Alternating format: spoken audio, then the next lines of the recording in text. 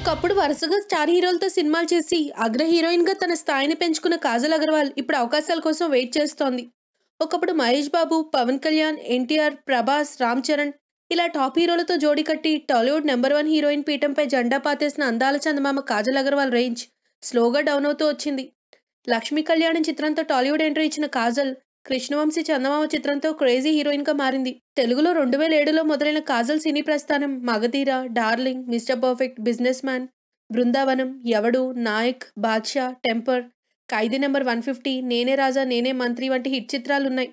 మధ్యలో గోవిందనందన్ వారే, సారొచ్చారు, దడ, వీర, సర్దార్ గబ్బర్ సింగ్ లాంటి ఫ్లాపులు పడ్డంతో కాజల్ కాస్త డౌన్ అయింది. అయితే 2017లో మెగాస్టార్ రీఎంట్రీ మూవీ ఖైదీ నెంబర్ 150తో మళ్లీ హిట్ ట్రాక్ ఎక్కింది. అనంతరం నేనే రాజు నేనే మంత్రి సినిమాతో మరో హిట్ కొట్టినా ఆమె కెరీర్ పరంగా ఈ రెండు సినిమాలు ఉపయోగపడలేకపోయాయి. మెగాస్టార్ లాంటి సీనియర్ హీరోతో జోడీ కట్టిన కాజల్తో ఆడిపడేందుకు ఇప్పటి కుర్ర హీరోలు పెద్దగా ఆసక్తి చూపించకపోవడంతో పాటు యంగ్ హీరోయిన్స్ కీర్తి సురేష్, అను ఇమానువెల్, రాశీ ఖన్నా, నివేదా థామస్ లాంటి హీరోయిన్స్ పోటీ ఉండటంతో కాజల్ కెరీర్ గ్రాఫ్ సడన్ గా బ్రేక్ పడింది. దీనికి తోడు నేను పక్కా లోకల్ అంటూ జనతా గ్యారేజ్లో ఐటమ్ సాంగ్లో మెరిసింది కాజల్. ఆ సాంగ్తో అందాలతో కనువిందు చేసిన ఆమెకు ఐటమ్ గర్ల్ అన్న ముద్ర పడింది. ఇక రాణా కళ్యాణ్ రామ్, బెల్లంకొండలతో సినిమాలు ఒప్పుకోవడం టాప్ హీరోయిన్ రేంజ్ కాస్త ద్వితీయ శ్రేణి హీరోయిన్ స్థాయికి పడిపోయింది.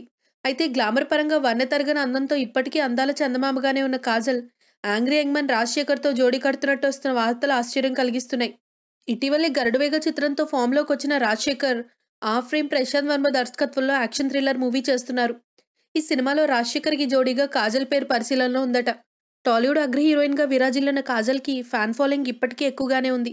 మెగాస్టార్ తో ఖైదీ లాంటి క్రేజీ ప్రాజెక్టులో ఓకే, కానీ మరి రాజశేఖర్ లాంటి హీరోతో జోడీగా అంటే ఆమె అభిమానులకు మింగుడు పడ్డం లేదు. మరి అభిమానుల కోరికను మన్నిస్తుందా, లేక అంది వచ్చిన అవకాశాన్ని కాదంటూ ఎందుకులే అని పచ్చజెండా ఊపేస్తుందో చూడాలి. If you like the video, please like us and subscribe Tollywood Nagar.